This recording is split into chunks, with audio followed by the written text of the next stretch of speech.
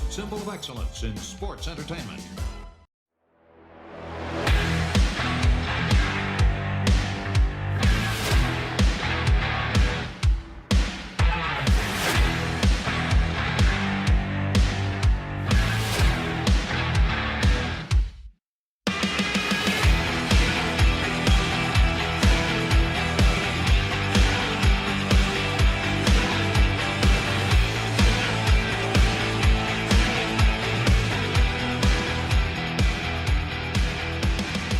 Hey, this is Kurt Angle, and welcome to the Kurt Angle Show.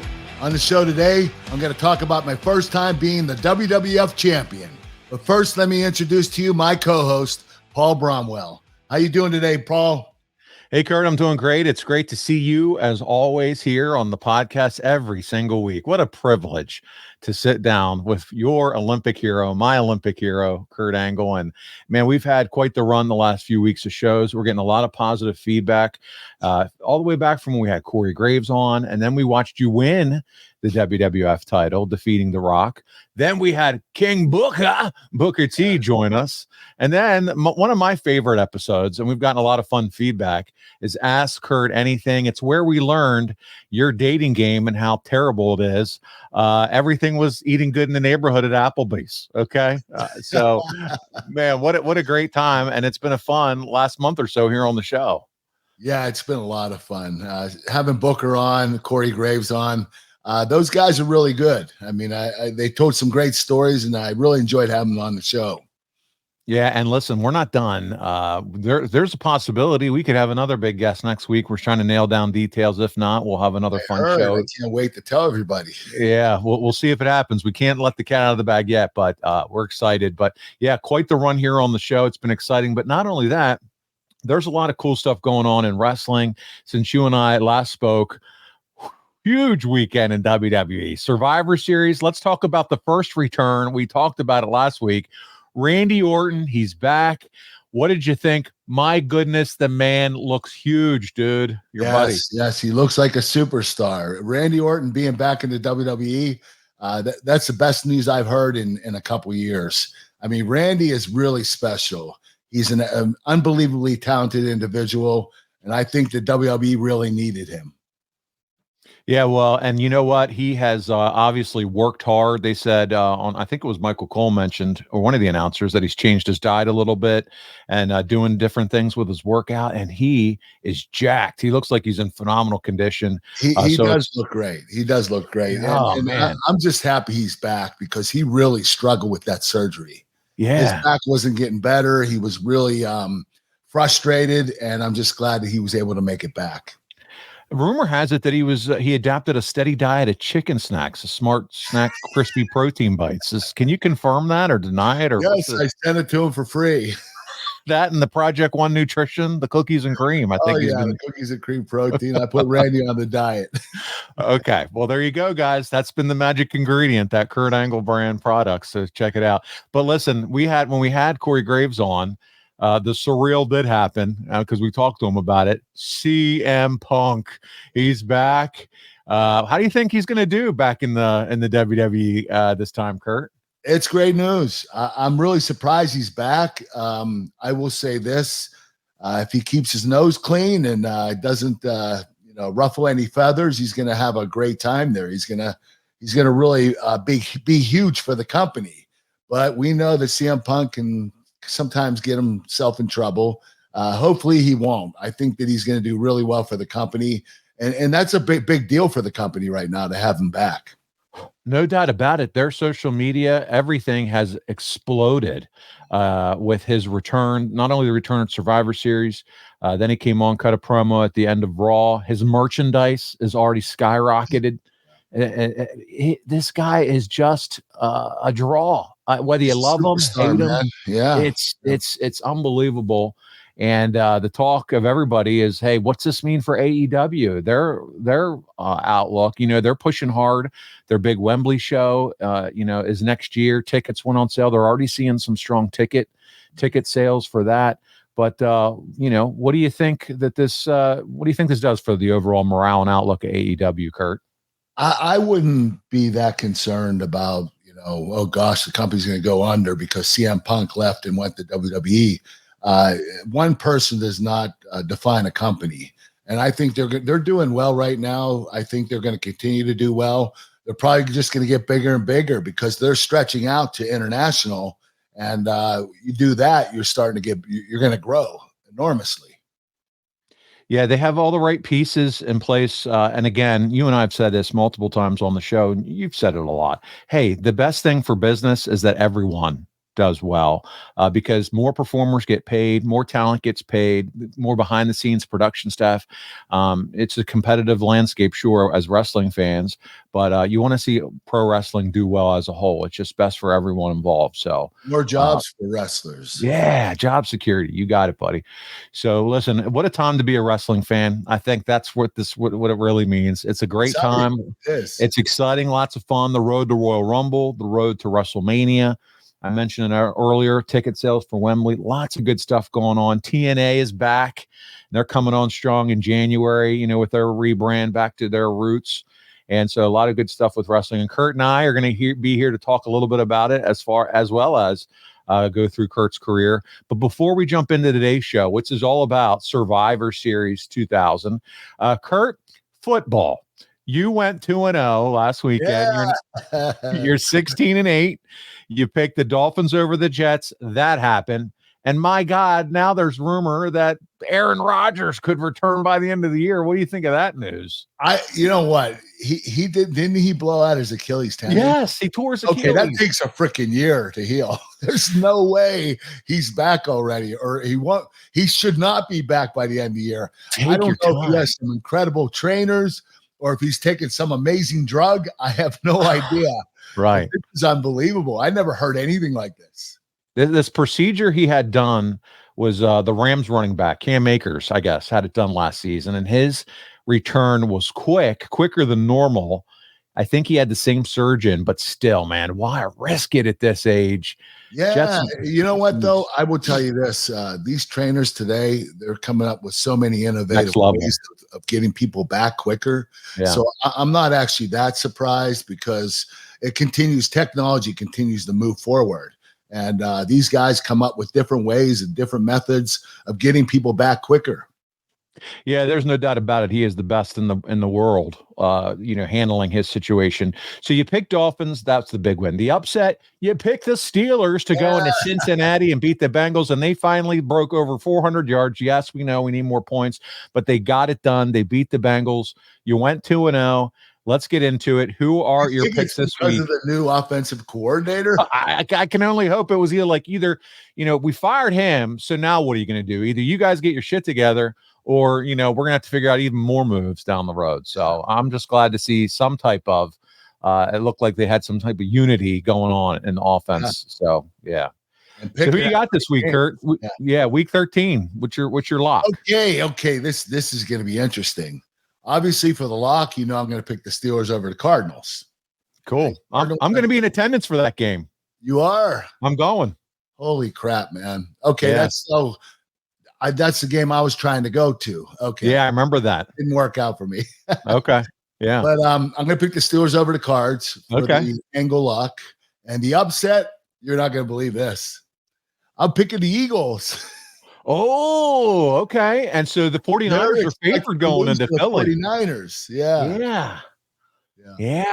You know what's crazy? The Eagles are at home. They're 9-1, and the 49ers are 7-3, and the 49ers are favored to win. They are. Yeah, well, it's going to be something. San Francisco wants a little revenge after last year's NFC Championship when they lost Brock Purdy. That's right. So, and the fact that they're favored going into Philadelphia is very interesting, especially like you said with Philly's record. So you're going to go with the Eagles and the Steelers. Now, listen, I told you I'm going to the game.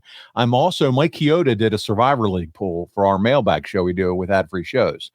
We are down to the final 3, and Kurt, I'm in the final 3. Oh, wow. The final 3 win money. Okay. So I decided for my Survivor pool pick this week to go with the Steelers 2 at home. Good. I think you're safe with that one. I hope, because if not, I'm going to be leaving that stadium pissed if they lose, because it just sucks to see your team lose at attending. And then also that means I got eliminated from the Survivor pool. So we'll see what happens. Well, good luck, Paul. Yeah, thanks, buddy. Well, listen, we spent enough time on that. Let's get into what our folks are here to listen to and hear about, and that is all about you and your experience leading up to Survivor Series 2000. We're actually going to watch the match and talk through it with you and snakeskin pants wearing Undertaker. We'll have fun talking about that a little bit because he brought it up recently on his podcast. But we're going to talk about it all now. And you're the World Wrestling Federation champion. It beat The Rock. We've talked about that. Do you come in now, hey, with the swagger, I got the belt? Are you thinking about yourself a little bit differently now that you're champ, or is it like business as usual? I just got a big old title belt on my shoulder. You know what? A little bit of me was like, I this is really cool because the company must have a lot of faith in me to be their champion. And it's a big responsibility. But I wasn't really like, I'm the shit now. And it really didn't come to me because I was still learning. I was learning the business. I was learning psychology. These guys were helping me out, my opponents. So I was still a student of the game. And I'm always a student of the game. Don't get me wrong. But at this particular time, I was still learning a lot about psychology and being in the ring. And I get that, but still, man, first year world heavyweight champion, and now you get to walk into Hartford on Raw as the champion, and it's a big pomp and circumstance. I mean, we're going to talk about what they do that night, but it's got to feel like, holy shit, I can't believe this all happened for me so quick, because it is quick. It happened really fast, but I had so much fun my first year. It was just a lot of fun. A blur, probably. Going through the ranks and climbing every month and just going higher and higher and higher till I got to the very top. It was so much fun doing it. It really was. Did you get your own locker room or any special treatment now that you're the champ? You know what? No, I never asked for it. I don't feel comfortable having my own locker room because then you separate yourself away from the boys, and you don't want to do that. It's, some wrestlers do that, but they don't have really good relationships with the wrestlers. Like Undertaker never asked for that. He was always the leader of the locker room, but he stayed where the boys were. And if you don't do that, I'm sure you get a little heat. Sure. Yeah, I'm sure you start to kind of separate yourself a little bit from the locker room. That's never a good look. Now, I do want to ask about creative, because now that you're the world champ, I would think, or I would imagine that you get a little bit more one-on-one time or involvement from Vince. Did that process change? Okay. Yes, a lot. And not only that, but he started asking me to go to the meetings, the production meetings. So the only two wrestlers that were in the production meetings were Triple H and myself. And I went in those meetings probably for a good 3 or 4 years. And then after those 3 or 4 years, I thought, man, I wonder if I'm getting heat with the boys by being in the meetings. So I felt like, I wasn't my place to be there. So I stopped going, and I probably should have continued to go. But Vince wanted me to learn the whole facet of the business. He wanted me to learn production, wanted me to learn how to, the writing and, the creative and everything. So he wanted me to go in there and get more experience. So I did that. I'm very grateful that Vince had me do that. But after a while, I started thinking, am I getting heat with the boys for doing this? So I stopped going. Yeah, you got to think, man, what a valuable experience that is, though, for you, if it would be something that you'd want to parlay into a future down the road. Just learning the ins and outs of putting on basically a television show, the creative behind it. I did learn a lot, Paul. It was really good for me. Yeah. Well, we're in Hartford, and it's you and Stephanie doing a major celebration, discussing how you won the European Championship, the Intercontinental Championship, King of the Ring. My God, Kurt, I'm telling you, your rookie year is right up there with the best. And finally, the WWF Championship. It's balloons, it's confetti. They're putting this over as a huge deal. It had to be special, though. I mean, and all this with Vince McMahon's daughter in the ring. How cool was this moment for you? That was really cool. I believe I got a lot of heat with the fans, but it was the celebrate yourself is kind of like, you're kind of an asshole. So, the fans weren't exactly happy about it, but it was a lot of fun doing it with Stephanie. Yeah, and again, this is the first Olympic gold medalist as WWF champion. So this is something that, WWF can kind of pound their chest about. and brag and talk a little bit about it. It's a good, nice PR topic. Did Vince, was he cognizant of that and kind of talking to you about how this was such a big deal for him in the company to have an Olympic gold medalist as champ? You know what? He never mentioned anything to me, but Jim Ross and Michael Cole would mention it quite a bit on TV. The first WWF champion that was an Olympic gold medalist. So I'm sure Vince was telling them to say that. That makes sense. Vince never came to me and said, "Hey, this is a huge deal," but obviously it was. Yeah, no doubt about it. Well, Mick Foley comes out. He orders a 3-way between you, The Rock, and Triple H for the main event. Big main event for you here, man. First night as champion, and you're already in a 3-way with Rock and Triple H. This is like a pay-per-view match. You know what? Honestly, I worked my ass off that year. When I had that title run, it was a good 5 or 6 months, and they were having me wrestle almost every week. But this triple threat, this was a repeat of SummerSlam, I believe, when I got knocked out from the pedigree on the table with Triple H. So this was another match. It was the same group of guys. Yeah, it is a nod to your SummerSlam match. Hunter's taken out on a stretcher this time, though. It wouldn't be, you getting knocked out. You hit the Olympic slam, but the ref is occupied with Triple H too much to count the pin. Hunter recovers to give you the pedigree, but The Rock would save the fall. Rock would hit the rock bottom, and Hunter would make the save. Man, you're the champion.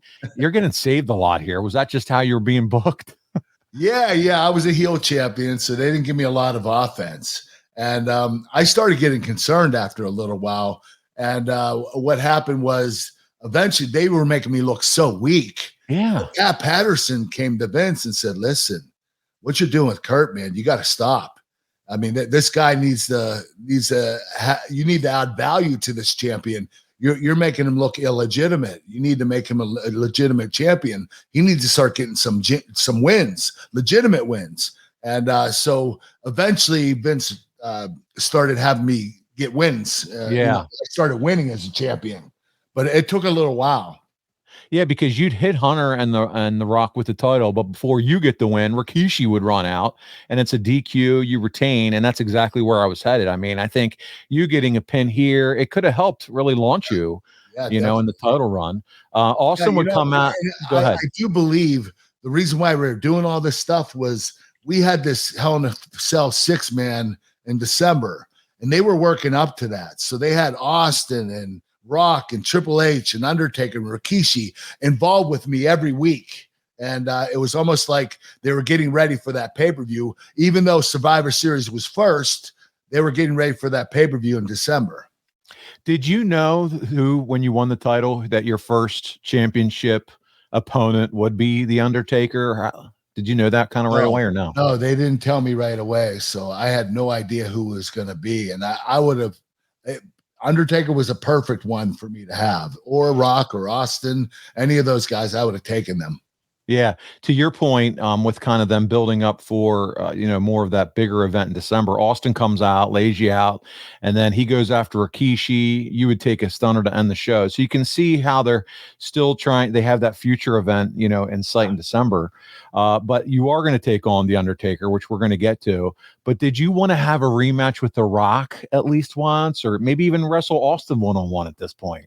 Listen, man, I would have taken any of the three, Rock, Austin, or Undertaker. It didn't matter to me as long as I had one of those guys, because they were the biggest stars in the business at that particular time. You weren't picky at this point. Oh, no. But I knew that eventually I was going to wrestle all of them. Yeah. So, it didn't matter to me, but having Undertaker first, I didn't mind. And again, too, Kurt, you're a rookie. This is your first year. So probably all the stuff being presented to you was like, sure, whatever you need me to do. It's not like you are a wise man to the business. And like, no, I wasn't going to be choosy and say, this is what I want. Yeah. Well, no, that doesn't make sense, Vince. I should be wrestling such and such now. Could you imagine? Yeah, right. They'd be like, rookie, shut up and be glad you got the world title. And listen, and here's a hilarious matchup. Obviously, you were in the yes, sir, whatever you need me to do headspace, because on SmackDown, they teased that you're going to take on the Brooklyn Brawler. What a match that would have been, buddy. I know they did that to get me heat because they knew it would be an easy opponent, and I was asking for him, and I thought that was actually clever. Yeah, he's something else. Well, Mick Foley, he comes out and switches the title shot. Thank you, Mick Foley, to Chris Jericho, and he would win via DQ when Kane attacks. So now we got another, DQ, a back-to-back show. How come this is around the time when Pat Patterson said, "Vince, you got to change this shit." And that's where I was going. It's like legitimate wins. Yeah. You just keep getting, bailed out here. There's no pins.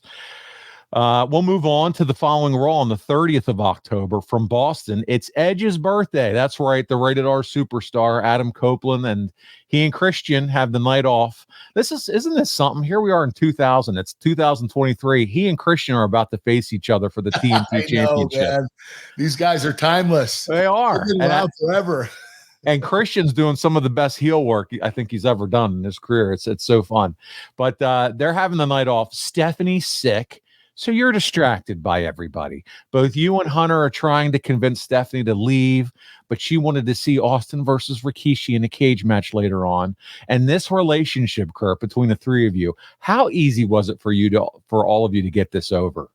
Oh, it was great. I mean, we all got along really well, so we played our characters well. Nobody was pissed at anybody for real.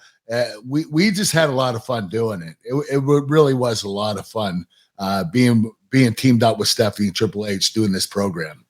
Hey guys, listen, there's great back and forth with all of them. Hunter would be nice to you when Stephanie was around, but would be a dick towards you when she wasn't, and it would lead to you two facing off later on Raw, and you would win via disqualification, of course. When Hunter would pedigree you through a table and throw down referee Tim Watt. And did you have any hesitation on taking another pedigree through a freaking table, Kurt, after what happened to you? You know what? I was nervous. I'm not going to lie to you. Going up there again, I was like, please do not break early.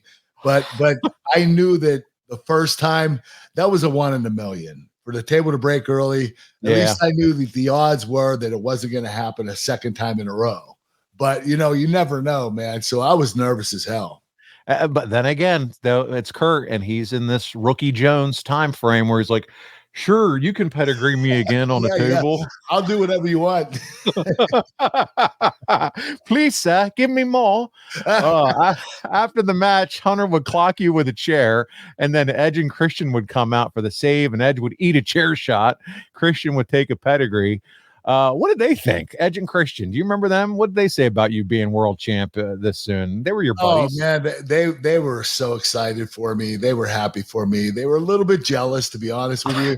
We were all tight friends at the time, but I knew that these guys eventually they were going to be formidable singles wrestlers. So I told them, I said, your times are going to come eventually, guys. And it did. Their times came when they were world champions. Buddy, while we're talking about them right now, I got to tell you that this past Wednesday on Dynamite, they had a segment between Edge and Christian, Adam Copeland and Christian, and TBS, their little beepers were not on time. And really? Adam Copeland looks at Christian. He says, you can go fuck yourself. Oh, my God. And they said on TV. Live on TV, baby. Oh. And then like five seconds later, they try to hit the button. And I'm like, guys, it's way too late. Came through clear. Somebody was sleeping on the job. I just look over at my son, and my son just looks over at me, and we're like, okay, guess that one just got right through. Somebody's getting fined. Somebody is getting fined. You're right. Oh, but it was so intense and so badass. And it was like, well, this is definitely not the PG era, but it was good. And but yeah, totally asleep at the wheel. Go fuck yourself. Wow, man, that's crazy.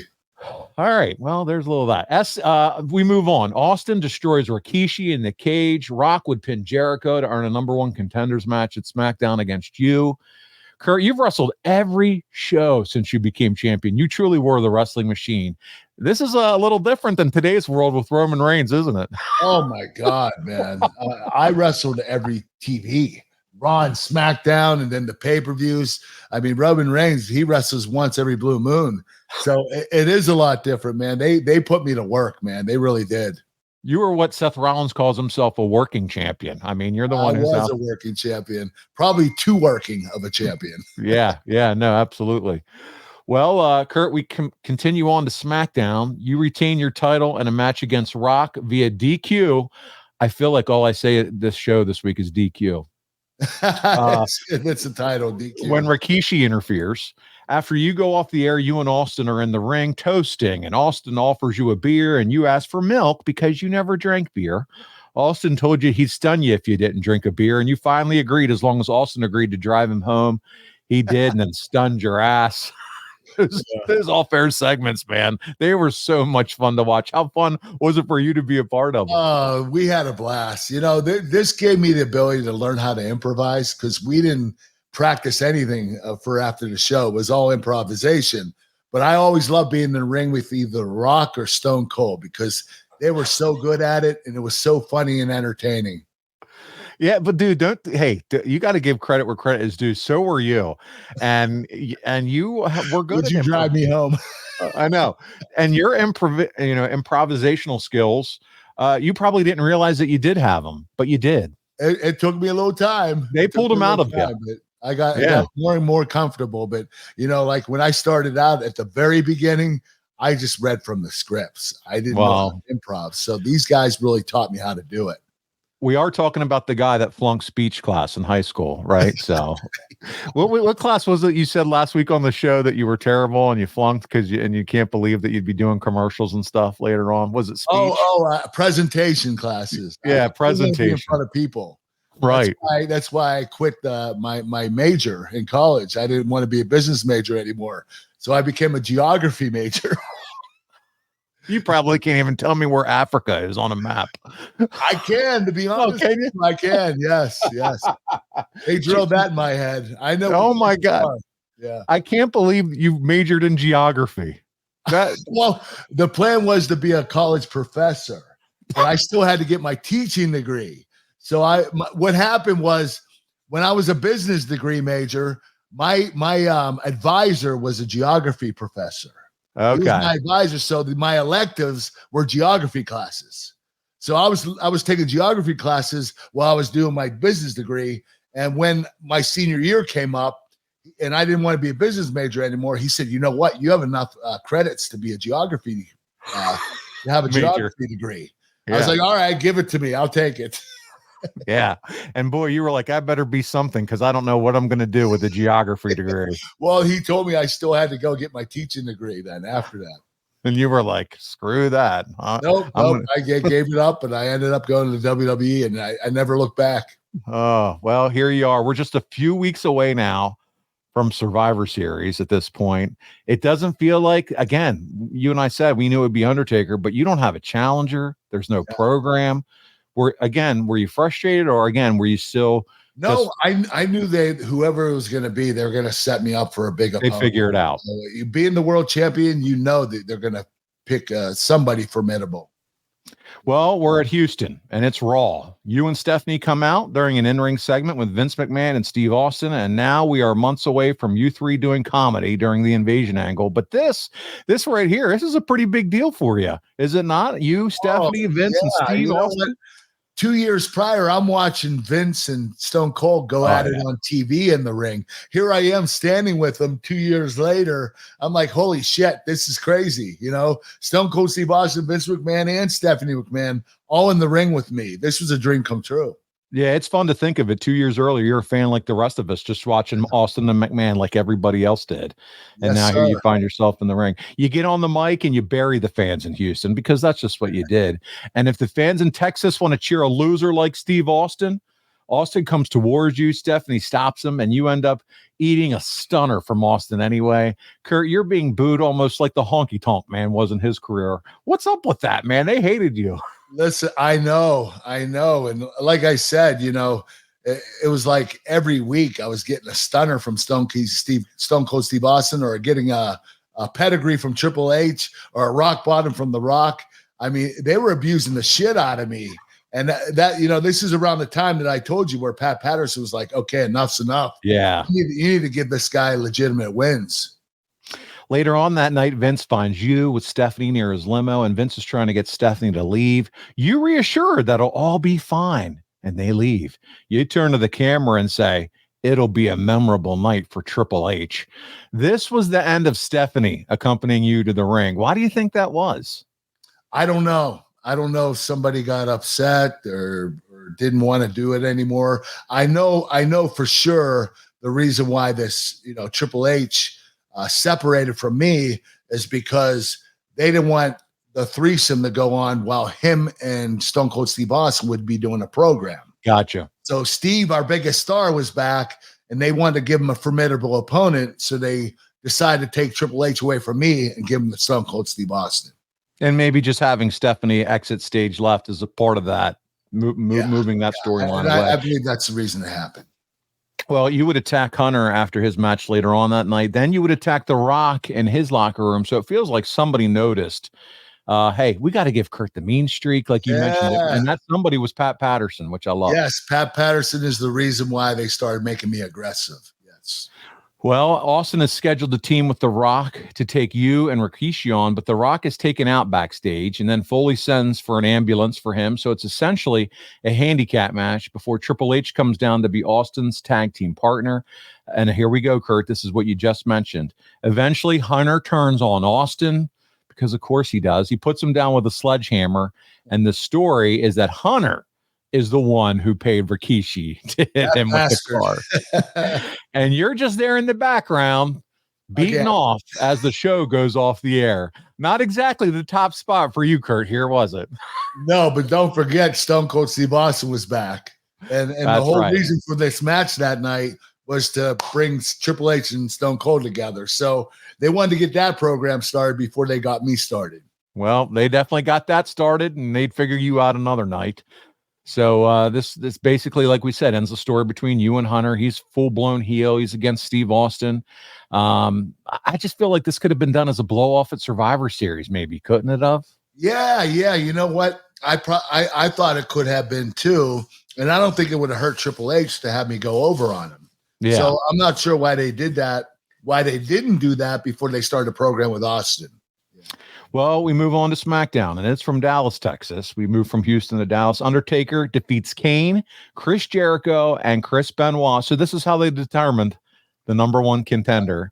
And it's promoted as an anniversary match of sorts because it is Undertaker's 10th anniversary in the company and the anniversary of your first match. So that's kind of cool when you think about it from that perspective. He debuted at a Survivor Series 10 years earlier. Your first match was out of Survivor Series. So it's a couple of anniversary boys here. But here we go. Your first title defense at a WWF pay-per-view is against the dead man, the Undertaker. How cool is that? That was cool. It was his 10th year anniversary of starting and my 1-year anniversary. So it was really cool. And actually, they didn't do Undertaker any favors because I won. Yeah. And before we get there, though, I got to ask you, you're 1 year in the business. Have you been able to develop, or what does your relationship look like with Undertaker, your friendship? Oh, we were really tight. At this point? Okay. Respect. Taker was always into shoot fighting and, grappling. And so he was a fan of mine being an Olympic gold medalist. So, Undertaker and I had a mutual respect, and we really did like each other a lot. Yeah. That's awesome. And that means too, usually that means you guys are going to work really well together. When you have two guys that are really close, really tight, they end up just the chemistry sometimes shine through in matches. And that's what we're going to see here a little bit later.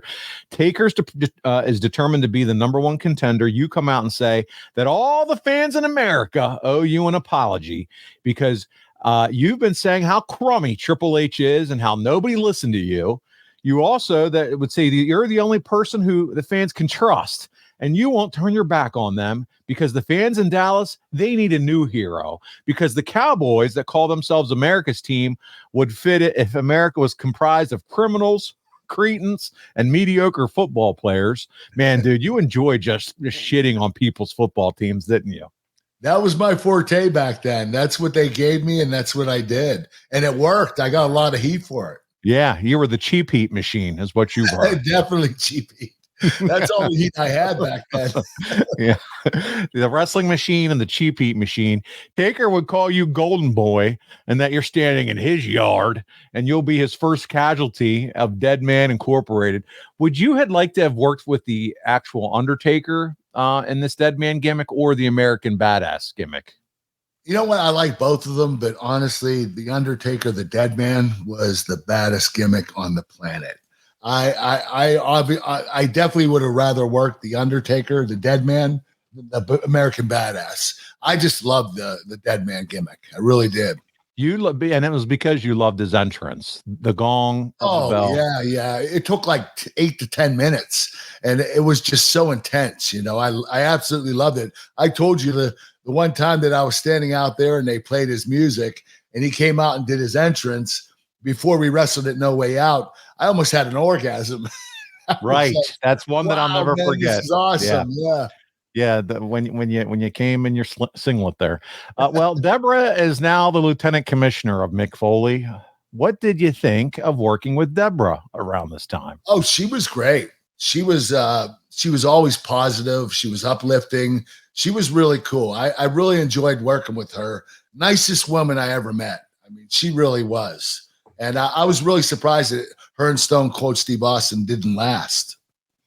Yeah. Well, maybe if it had been a different time in his life, because I think he was with her when he was going through his own demons. Yeah, he was. He was at that particular time. Yes. Well, she informs you that you'll have to wrestle on Sunday Night Heat against a deserving opponent. Well, thank God. I think you're actually going to get a win here now, Kurt. The champion wrestling on Sunday Night Heat. When did that ever happen? When it's Kurt Angle. Okay. Yeah. And you do get a win, and you defeat Crash Holly. You even hit Molly Holly with the Olympic Slam, and it's so good. They decided it was so awesome that they said we got to have a rematch on Raw. Do you have any idea why it was so good, or why they thought, man, we got to get this in front of a bigger audience? Well, I think what they wanted to do was have the match with me and Crash on Sunday Night Heat. And then what they wanted to do is have a 6-man the next night. So they started with Crash and I, and then I think like 2 guys came down that were teamed with me, and 2 guys came down. Bob Hawley came down to help out Crash. So it turned into a 6-man. So it was just an extension of the match the night before. Any memories of working with Crash Holly or anything that you can remember from him? You know what? He was such a daredevil. I mean, he had balls, and he really did really well. I mean, this kid was so undersized, but it didn't matter. He looked like he wrestled like a giant, even though he was really small. I really loved working with him. Yeah, you guys, you get a great reaction with him on Raw. It turns into a schmoz, as you said. Bob Holly, Edge, Christian and Undertaker run out to set a 6-man up for later in the night, as you mentioned. Undertaker would pin you with a choke slam and power bomb in the 6-man. And it makes sense from a booking standpoint to set up the match at the pay-per-view. And they even put him over as a heavy favorite to win the match on commentary. What do you think? Do you think that helps or hurts you? Or what's your thoughts on that for them to put him over so strong? Well, I think it was the setup, for me to be the underdog at the pay-per-view. And, but I do recall I had a match with Undertaker, and I believe I beat him right before the pay-per-view. So we were tit for tat, 1-1. And I was really surprised because when I beat the Undertaker, the TV before the pay-per-view, the last TV before the pay-per-view, I thought, oh man, I think I'm losing the title then. Because there's that psychology that if you win the paper or the TV before the pay-per-view, you're going to lose at the pay-per-view. That's usually and I thought that they were setting me up to do that. I thought I was going to be the fastest champion in history, like have a 1-month run. Which is crazy that at this point you still have no idea you're going to go over at the pay-per-view, right? I mean, no, they called me the next day to tell me, hey, bring your brother. So, and we'll get there. We'll get there. Yeah. So let's talk about that SmackDown. I'll mention it here briefly. It is that go home show. You team with Kane to take on Jericho and Undertaker. You pin the Undertaker, as you said, and that's 3 days before the show. So there you go. And as you explained just now, Kurt, at the time, it really didn't make a lot of sense to you unless you thought you were going to lose at the pay-per-view, right? I thought I was going to lose the title. Yeah. So here you go. You're heading into your first pay-per-view. It's in Tampa, Florida. And by the way, that's where the Rumble's going to be at this year. You're the champion. Kurt, we have the match. So what I'm going to do is I'm going to fire it up. we're going to mute and listen to some. And we're going to talk through a lot of it too, because I have some notes here and some questions that I want to ask you from Meltzer as we watch it. Are you ready to check this out? Yeah, I can't wait, man. This will be all fun. right, here we go. It's Kurt Angle, his first title defense, having won the WWF Championship against The Undertaker at Survivor Series 2000. Tell somebody, Undertaker, what you doing? Oh, wait a minute. No wonder Kurt had a little trepidation about getting in the ring. Undertaker wants to use weapons. He wants to hit people with chairs. No wonder it's 10 years of destruction. The champion using the referee as a shield. Wait a minute. And now Undertaker symbolically saying, it's an even fight. What?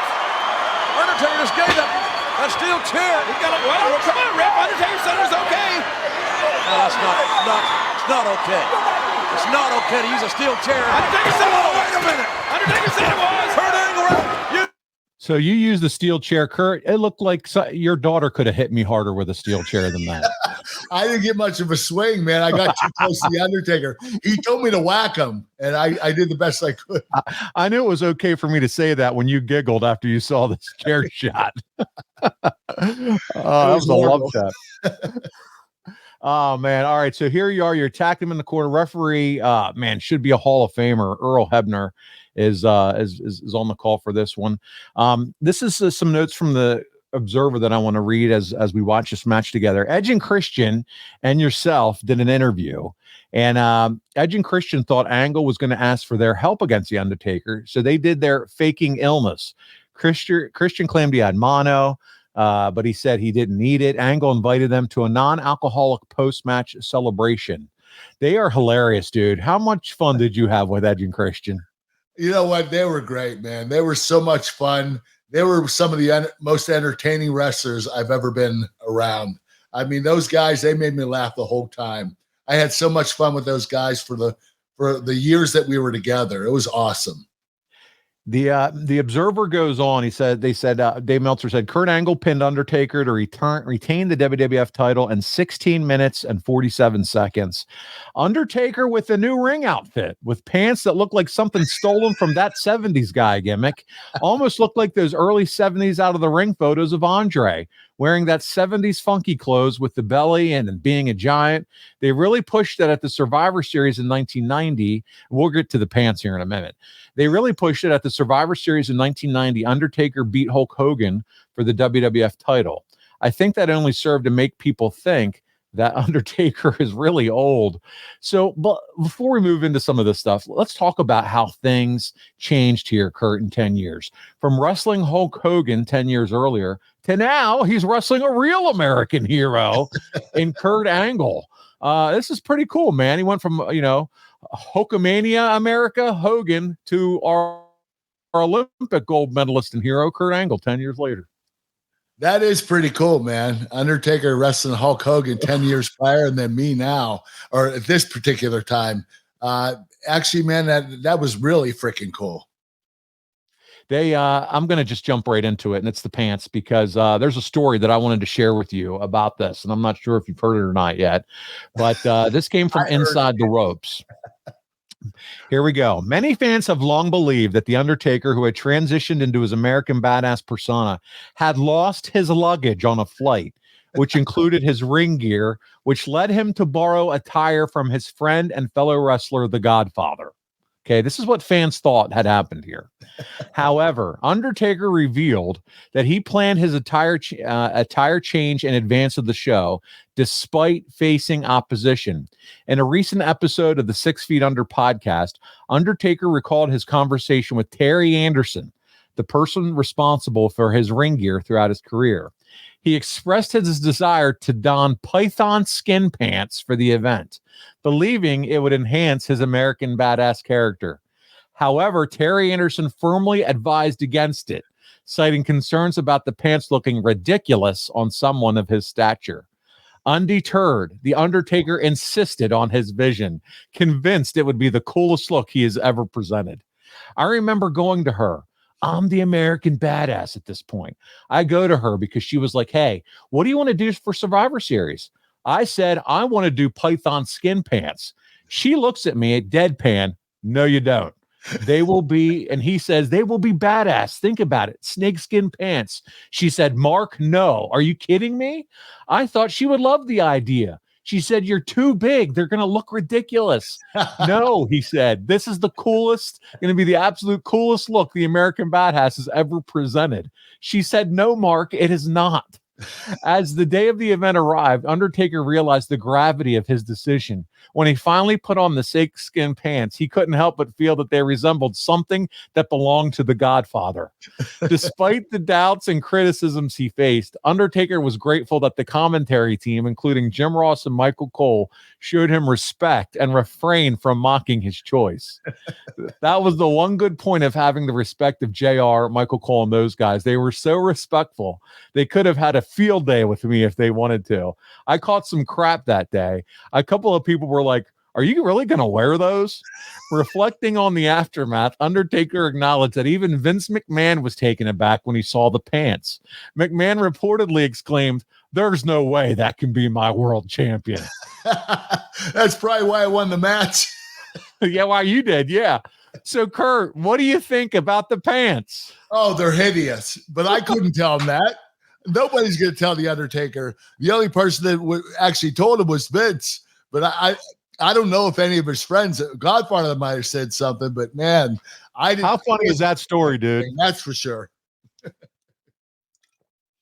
How good is that story about his back and forth with Terry Anderson? Oh man, that's awesome. You know what? It just shows the humility that Undertaker went through. You know, he was, you know, he's actually cool enough to say, you know what, I fucked up, and that's really cool that Undertaker did that.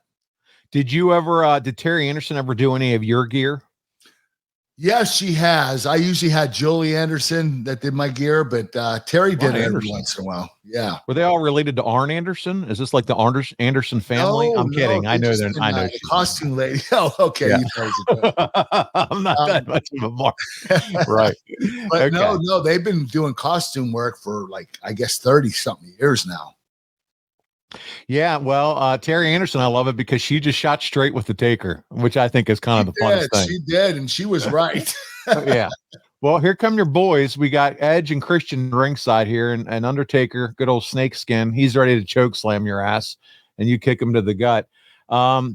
Undertaker said old school, and he's going to do his walk spot. Angle, this is from Meltzer. Angle got beat on for a long time before finally hitting German suplexes in this match. Outside the ring, Taker rammed Angle's back into the post twice. Edge and Christian came out, which we just saw here. Christian was supposed to snap Taker's neck on the top rope, but that spot totally gets messed up. So we're going to have to look for that. I don't think you haven't seen that happen yet, have you? No, it hasn't happened yet. Taker beats up both guys and then hits the choke slam on Angle, but Edge and Christian had Earl Hebner distracted. Why don't you talk to us a little bit as we watch this? Do you remember what it was like putting this whole match together with Taker? Yeah, Taker allowed me to put in my 2 cents, which I thought was really cool. But I was still learning at this particular time. So he put most of the match together, but he allowed me to put some of my 2 cents in, which I thought was really cool of Undertaker to do that for me. Especially with you only having been in the business for a year at this point. Yeah, this was only a year at this particular time. So it was really cool that he trusted me to be able to add, whatever I did into the match. Meltzer goes on to say that Angle went for the figure 4, but Taker turns it. Taker would hit a power slam for a good near fall. Angle did the figure 4 around the post, so we're going to see that. Finish comes when Angle went under the ring, and I can't wait to see this. Taker pulls him out, or supposedly it's Kurt's brother dressed up as him. Taker hits the last ride on him, but before Hebner counted 3, he mysteriously stopped. Excuse me. The real Angle comes from the other side of the ring and schoolboys Taker for the pin. It's one of those finishes you either love or hate. Meltzer gives it 2 3/4 stars. I know. He didn't give us much credit for it, but I thought it was brilliant. I really did. My brother looked exactly like me. We're going to see that here in a minute, but is this a Pat Patterson call? Here comes the spot we talked about with the choke slam, I think. Or I don't know what happened, but I think they were supposed to pull him over the top. I gotcha. They didn't do it, so Undertaker went out and beat him up and made him leave. This is when I think you do some chicanery here while Hebner's distracted. You're going up for the choke slam. Oh, he gets you. And he has you. Oh, this is it. He has you for the pin, and Hebner's nowhere to be found. Yeah, the thing was, he was supposed to pull Undertaker over the top. I got you. Undertaker was going to beat him up and distract him, and Undertaker was to go back in and give me a choke slam, but they forgot, so Undertaker had to go out and do whatever he had to do. Guys, you only had one job, okay? What are we doing? You know what? That shows how seasoned Undertaker is, you know? Yeah, well, he knew how to go ahead and try to figure out a different way of getting things done, but still getting it done. So we move on here, and I was talking about the twin magic. Okay, that's what has now become twin magic with the Bella twins pulled that stuff off. Was this a Pat Patterson idea? I'm not sure. I think that Brian Gewirtz came up with it because he knew my brother and I looked very identical. And so I remember my brother being so excited about it. This actually gave him a contract. That's why the WWE brought him in after this match. He got a contract with the WWE. He started training at OVW. So this is kind of a cool way, but the only thing is man, you got, like you said, you guys look so close. I mean, there's no doubt about it that you're brothers. Oh yeah, we looked identical, man. I mean, you could barely even tell. So we're gonna get there. We're gonna watch Twin Magic. Let's listen to a little bit of the commentary here with Ross and Cole. He does have a really. Don't even talk about Goofy Kid. Let's talk about what a role model he is for the youth of America. Can you imagine how upset the youth of America would be if our Olympic gold medalist champion lost to a badass Figure 4 leg lock. He got him. Undertaker title block with figure 4. Well, tap out, Undertaker. You're done. I don't think Angle's got it locked in. Angle's left leg is not in place. It may be now. Undertaker's shoulders are down. Count him or tap. So Undertaker's going to turn this, and I'm going to ask a couple fan questions here, Kurt, as we watch the end of this match. Brad Stanton says Undertaker has the best looking working punches. How do they feel? You don't feel them at all. I mean, I remember the first time he did it. He teed up, he grabbed my chin, and I made this face like, oh, like I was going to get crushed. And Undertaker's like, what are you doing, man? Because I was like giving this face like I was going to get knocked out, like I was squinching my face. And he was like, he teased me till this day about it. He's like, remember the first time I tried to give you a punch and you like turned your face and made that weird face? I was like, yeah, because I thought you were going to knock me out. But you couldn't feel anything when Undertaker threw a punch. And it looked so real. I mean, he mastered that better than anybody. I was going to ask you, better working punch, because I've seen another guy do some good ones to you. He or Samoa Joe. Yep, Samoa Joe's pretty good at it too. He stiffs you every once in a while, but he's not bad with that. I'm just telling you, Undertaker had it perfect. Okay. He had it down perfectly, yeah. Joey, the Tori Amos guy, did you own a pair of those sweatpants Taker was rocking? So these are the skin. I think he's talking about those snakeskin pants. Kurt, do you have a pair that you break out every once in a while? No, man. I can't believe Undertaker actually wore them. I don't know what he was thinking. I mean, looking back, snake pants, I mean, that's kind of 50-50, but looking at it now, it's like, whoa. I mean, I can't imagine you in snakeskin pants either. No, I wouldn't wear snake little Alice Cooper style. Patrick Ruth says, what was Eric's reaction to being involved? This had to be pretty cool for him. Oh, he was so excited. He couldn't believe it. He's like, you guys actually want me to do this? I said, yeah, this is going to be great, Eric. And you know what? Eventually he got a job because of it. And Eric was doing pretty well in OVW till he got injured. And he ended up having surgery, and crazy stuff happened after that where his elbow ended up getting an infection. And so the WWE ended up releasing him because he was taking too long with his injury. Our final question's from Dylan. He said, Kurt, settle all debate for me. Is the American Badass the greatest of the Undertaker gimmicks? Hell no. Hell no. The Dead Man Undertaker, I believe, is the greatest gimmick of all time. I really do. I love the Undertaker as the Dead Man, and that's my story, and I'm sticking to it. I do love some of the motorcycle entrances with some of the cool music from back, like the Kid Rock. It is cool. Limp Bizkit and him on the motorcycle was pretty badass, but the Dead Man is the coolest gimmick ever. A few more comments here as we see you taking shots to the gut and Undertaker just flinging you around the ring like a rag doll here. Meltzer said the win was necessary to establish Angle, who hadn't scored any pins over top flight contenders since winning the title. It was also a much better match than Undertaker and Angle had during their previous pay-per-view meeting, showing just how much in just a few months that Kurt Angle has improved in becoming one of the premier all-around performers in the wrestling world. And yes, I'm definitely adding a lot of enthusiasm as I read that, but it's what is said here. But Kurt, like you said, I was under the tutelage and working with guys like Austin, like Hunter, Rock, Undertaker, and with the athletic ability, and as we've heard from countless others, how you were one of the quickest to pick up wrestling. You couldn't have asked for a better cast of characters or performers to learn from than the ring, than these Hall of Famers. No, they set me up really good. Vince set me up to succeed. He really did. Because I learned so much from these guys. Undertaker, Stone Cold, The Rock, Triple H, man. You name it, man. These guys really helped me quite a bit. These are guys that are listed on many people's Mount Rushmore of all-time great performers. Ric Flair did a show recently. His Mount Rushmore was Hogan, Austin, Undertaker, and Shawn Michaels. Austin, Undertaker, and Michaels, buddy, those are three guys that you worked with a lot. Yeah, I did. And I think Ric Flair's definitely right about that Mount Rushmore. I agree with him. But mine changes every so often. Yeah, every other show. Yeah. Or yeah. So we've been through your top 10. It's like top 100 and it's like a top 10. It's great though. But I think it goes to show though, Kurt, there's just so many great performers that have been in the business. There are, man. You got to look at Hulk Hogan and even Andre the Giant. I mean, some of these guys that were in the past, Bruno Sammartino. There are just so many great wrestlers, great performers that you forget about, and you end up remembering, and you add them in the Mount Rushmore. So you can't just pick four; it's impossible. Well, Kurt, we just witnessed you get the win. We see your brother. We don't get an up close personal face shot of him, but just looking at what we're seeing. God, it's uncanny.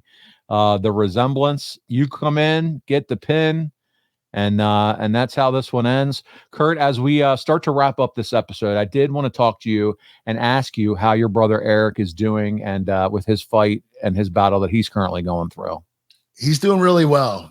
He's been fighting through this kidney transplant. He still has to wear a mask every day because of infections.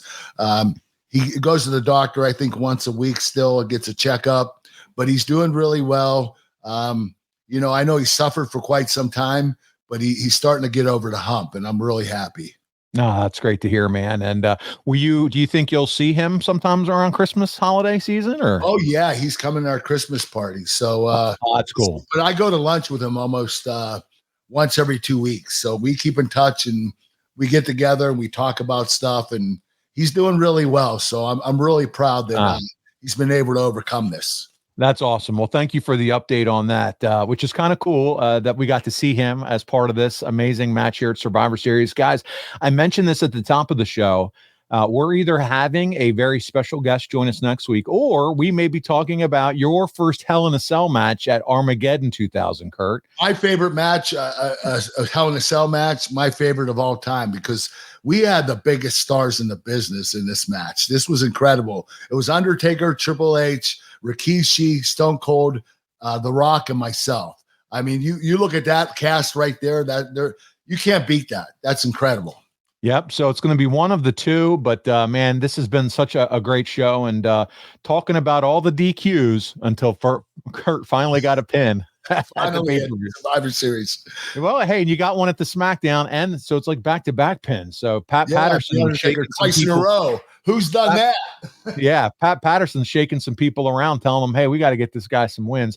Guys, listen, remember, check out all of Kurt's past top Impact moments over at impactwrestling.com/packages and sign up with code Kurt. We would appreciate that, man. He's got so much great matches over there, and his career. I had a better career in TNA than I did in WWE. I know, and it's all over there. Yeah. So check it out. By the way, we've mentioned it here before. We'll do it again. If your business targets 25 to 54-year-old men, there's no better place to advertise than right here on the Kurt Angle Show. Go to advertisewithangle.com right now and find out more about how you can be advertised right here on the Kurt Angle Show. We've done many ads with some of the same companies for years. Manscaped, man, Kurt is having so much fun reading Manscaped ads I right love now. Manscaped. His candy cane has some of these ads, man. his candy cane has never been sweeter than it has this season. And so check it out. Polished, really nice. They are. His Christmas balls have never looked so shiny. So if you want to advertise with us, check it out. Advertisewithangle.com and pick up some merch. Go to boxofgimmicks.com and find some Kurt Angle Show merch. We'd be thankful for it. We're wearing our Kurt Angle Show merch every week on the show. And so support us over there. But go to YouTube. We're climbing to 70,000. YouTube.com/The Angle Pod. Like, subscribe, turn on those notifications, even as you're watching us right now. Come on, give us those likes. That helps our algorithm, and we really do appreciate it so much when you do that. But you know what time it is now? Now it's time for you to learn how you can look like Randy Orton, how you can look like Kurt Angle, and that's because of Smart Snacks. Kurt, tell them all about it. Smart Snacks Crispy Protein Bites. That's right. Randy Orton's taking them. He's using them. I'm using them. They're great. Great for your diet. I've been using this for the last few years, and they're incredible. They taste amazing. We have 4 different flavors now. One's cheese pizza. One is cinnamon swirl. One's buffalo barbecue or buffalo wild wing, and sweet barbecue. So there's 4 flavors. They're all incredible. Go to physicallyfit.com to order yours. You'll absolutely love them. I promise.